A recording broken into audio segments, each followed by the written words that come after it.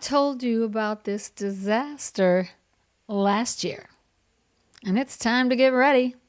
Well, in the fire, we got major pain ahead, and this is all by design. Guys, ladies and gentlemen, boys and squirrels, they are burning this down. I know you've heard that saying. No pain, no gain. I got news for you. Pain. It's coming. And speaking of pain, my little Truman, he has been in pain. He's got some issues with his spine. He's been on medication. And now that we're weaning him off, we're waiting to see what's going to happen. He's in the background, snorting. I don't know if you... Can you hear that? You lay down. Good boy. Okay. All right, back to the video. Yes, pain. It's a-coming, my friends. It's a-coming. And for those of you who are nearing retirement, you might be taking profit right now. And then maybe moving some of your investments into safer situations. That's what I'd be doing.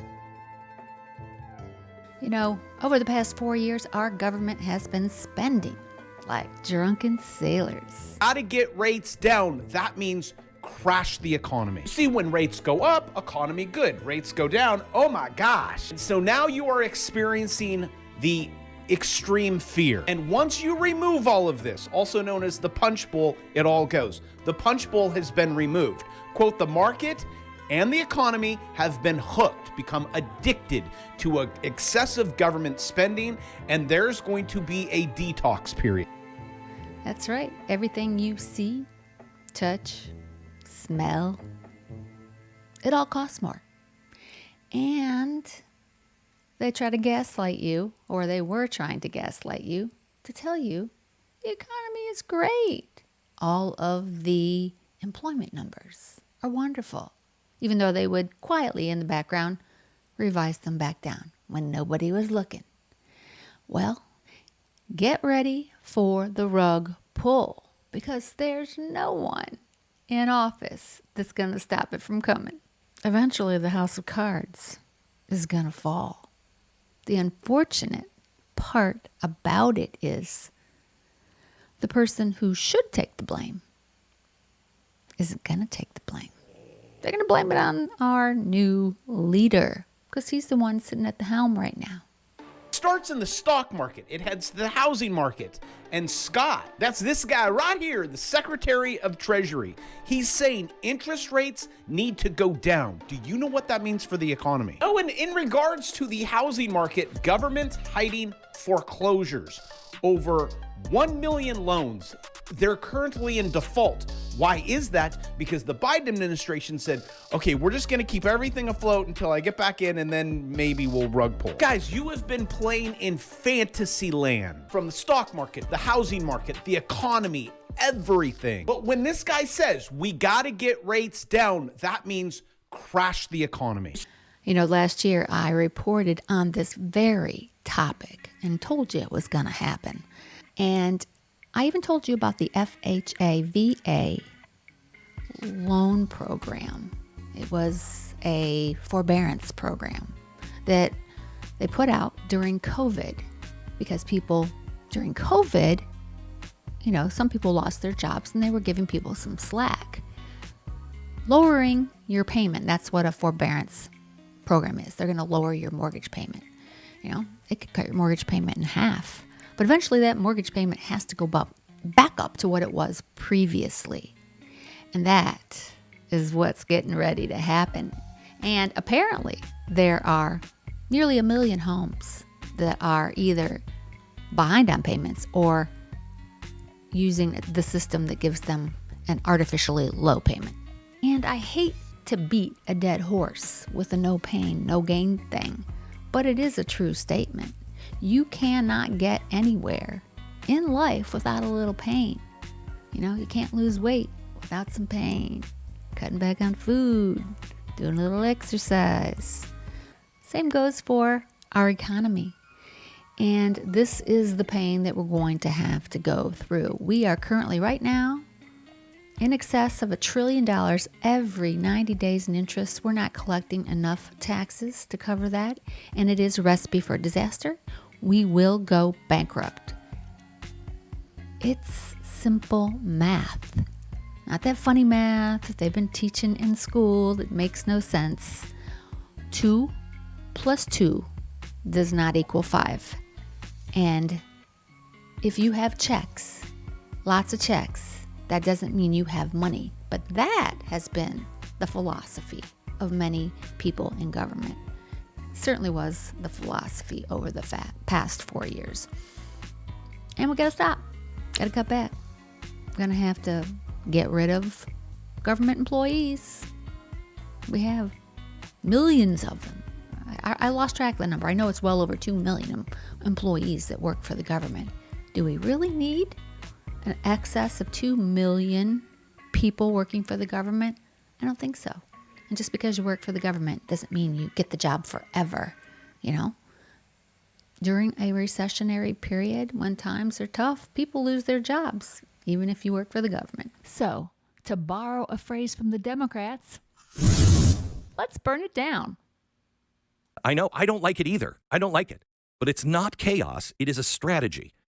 So the gravy train is about to come to a screeching halt.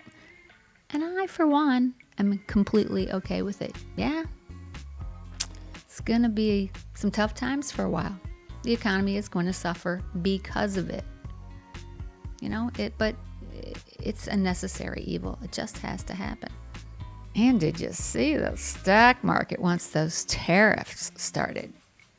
It is part of the process.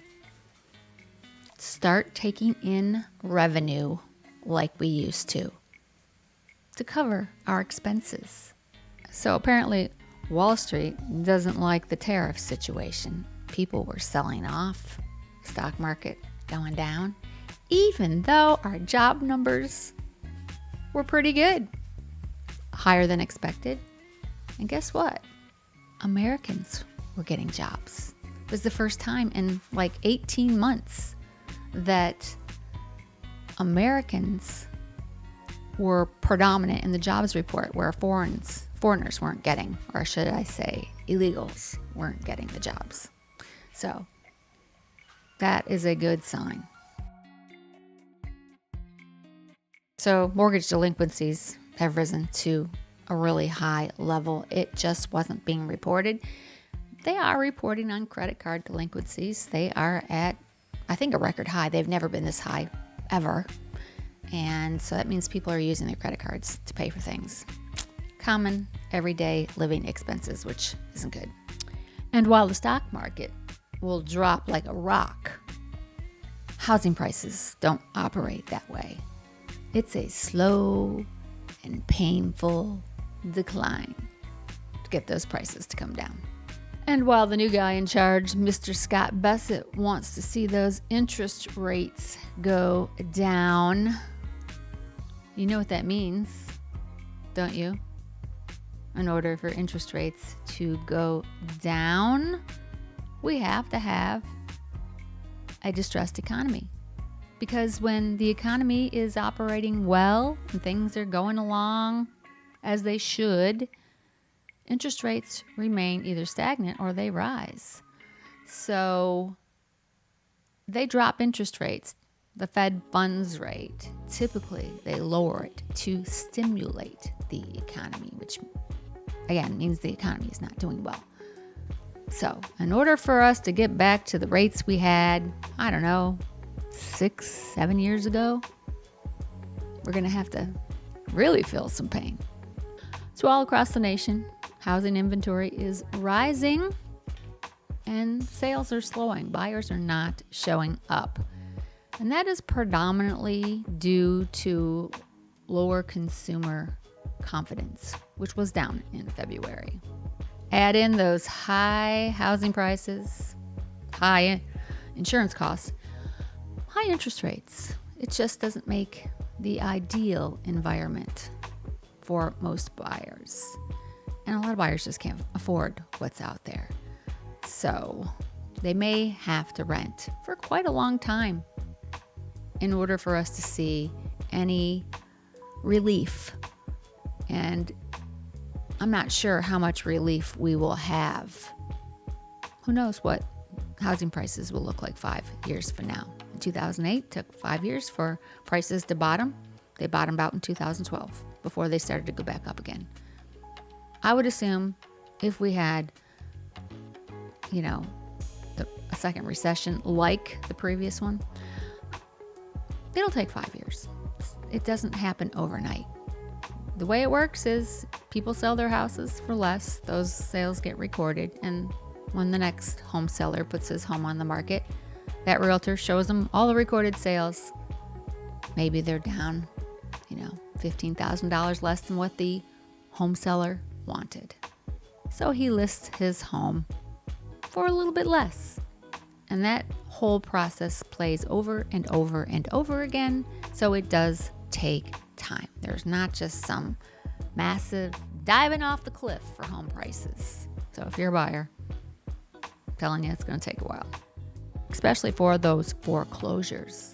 I mean, on average, it takes 120 days for a lender to foreclose on you. And most of these people that were involved in the forbearance program, the language in that program may even be more lenient. And I can tell you the banks don't want these houses, particularly in the environment that we have now, since house sales are down. It's hard for Mr. Seller to sell the house. It's just going to be just as hard for the bank to do it. So they really don't want that inventory. They will slow walk that foreclosure. It'll come. It may be a year and a half from now, but eventually those homes will come on the market, because the idea that the seller is going to be able to catch up or make that higher payment, I would say the instances of that are low. And I'm not sweating it. Just not sweating it. I'm in a good place. Definitely could accelerate my retirement plans. The housing market just continues on the path that it's on. But I will still show up and make videos for you, because you will miss me and I would miss you. But I do think we're headed for a little bit of a bumpy ride over the next 12 months. I think the dust will eventually settle, but there's definitely going to be some pain coming. And this is what we voted for. We voted for change. At least most of us voted for it. We can't continue on the path that we have been on. It is the path to nowhere. It's the path to bankruptcy. If you want to save this nation, you're going to have to make some tough choices. A little tough love to the government. And unfortunately, it's a little tough love to our economy too. You can see that it's working. Employers are bringing their companies back to the United States, which is going to mean jobs. And nothing happens overnight.